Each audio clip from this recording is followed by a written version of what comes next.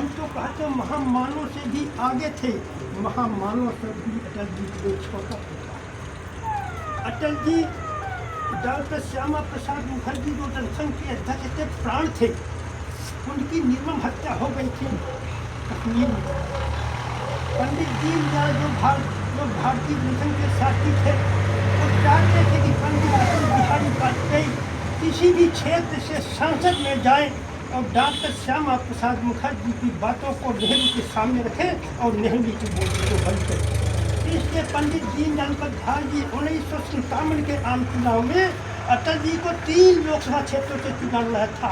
पहला लखनऊ, मथुरा और बलरामपुर। बलरामपुर में अटल जी का संघर्ष हैदर अंसारी माने ब्रिटिश अधिवक्ता से हुआ था। कांग्रेस के पास साधन था, गाड़ियाँ थी, सब कुछ था, कार्यकर्ता थे और पंडित जवाहरलाल नेहरू जैसा नेता था। लेकिन भारतीय जनसंघ के पास केवल एक लक्ष्य था, सारथी पंडित दीनदयाल उपाध्याय।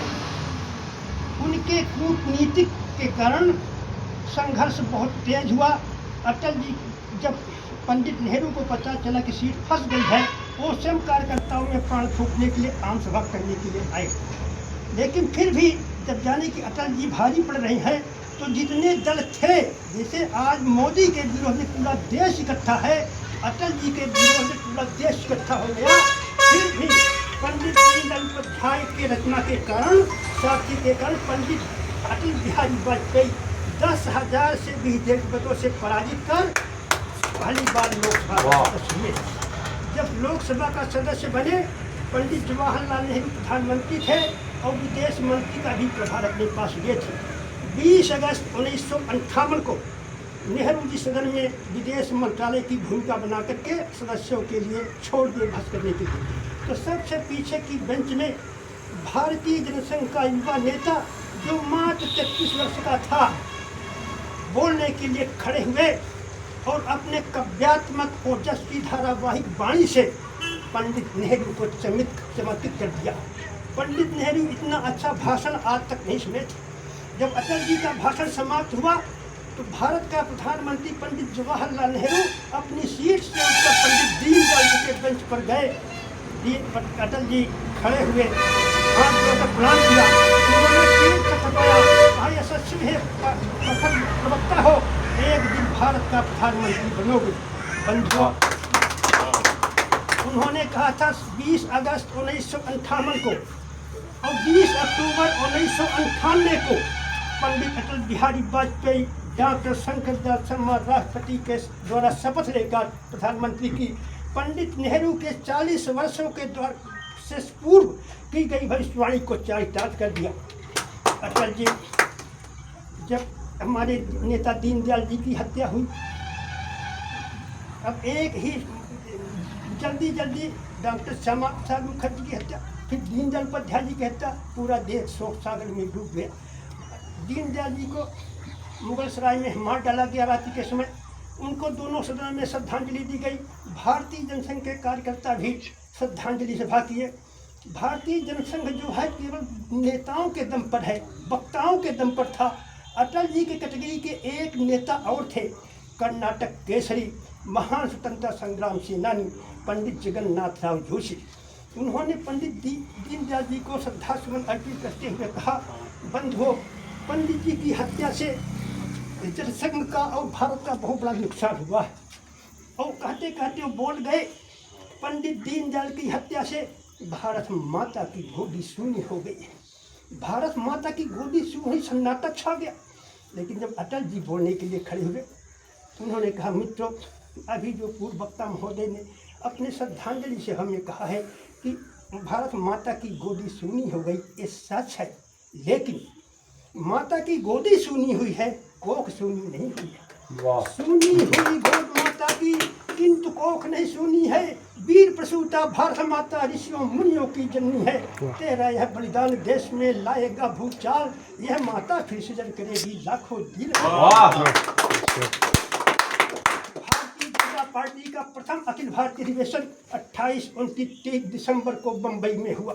सिरमौर विधानसभा क्षेत्र से प्रदेश प्रतिनिधि होने के नाते मैं भी वहाँ उपस्थित था। 50,000 से अधिक प्रतिनिधियों को संबोधित करते हुए अटल जी अध्यक्ष भाषण 30 दिसंबर को किए। उन्होंने बड़ी शालीनता से कहा कि अध्यक्ष का पद अलंकार की वस्तु नहीं है, वो पद नहीं दायित्व है, प्रतिष्ठा नहीं परीक्षा है, अधिकार नहीं अवसर है, सत्कार नहीं चुनौती है। पार्टी के अध्यक्ष का पद फूलों की सेज नहीं का ताज है।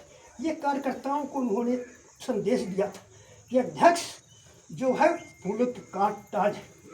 अब उस महामानव के बारे में जितना भी कहा जाए। अंत में समापन करते हुए उन्होंने तालियों की गड़गड़ाहट में कहा था, भारत के पश्चिमी घाट को मणित करने वाले महासागर के किनारे खड़े होकर मैं भविष्यवाणी करने का साहस करता हूँ, अंधेरा छटेगा, सूरज निकलेगा, कमल खिलेगा।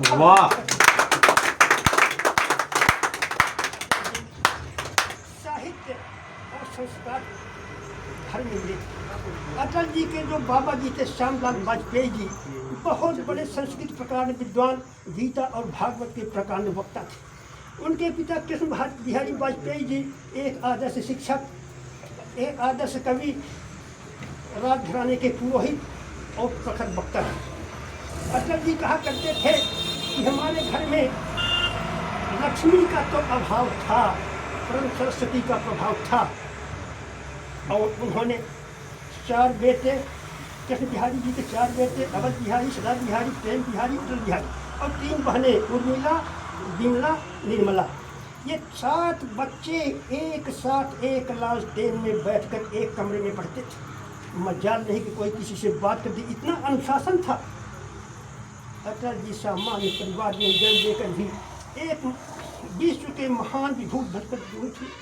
आप एक सफल पत्रकार, कुशल वक्ता, लेखक, प्रचारक, विचारक, स्वयंसेवक, पार्टी के प्रधान, भारत के प्रधानमंत्री सब कुछ रहे। लेकिन कभी उन्होंने केवल हृदय से बात किया, लोगों को विनम्रता से किया। जब मिलते थे तो लगता था कि हमारे ही बीच के। आज वो हमारे बीच नहीं है। उनकी शताब्दी वर्ष मनाई जा रही है। मैं उस महामानव को आप सबकी ओर से सौभाग्य से पटेरिया जी है, एक से महामानव है, मैं पत्रकार भवन में उस महामानव के चरणों में अपनी श्रद्धा सुमन अर्पित करता हूँ। तुम बुझे नहीं है दीप अमर, जलते रहते हैं अविश्राम, लो श्रद्धांजलि है राष्ट्र पुरुष है अजात शत्रु तुमको प्रणाम। तुमने दिया राष्ट्र को जीवन, राष्ट्र तुम्हें क्या देगा, अपनी आग तेज रखने को नाम तुम्हारा लेगा। भारत माता की जय।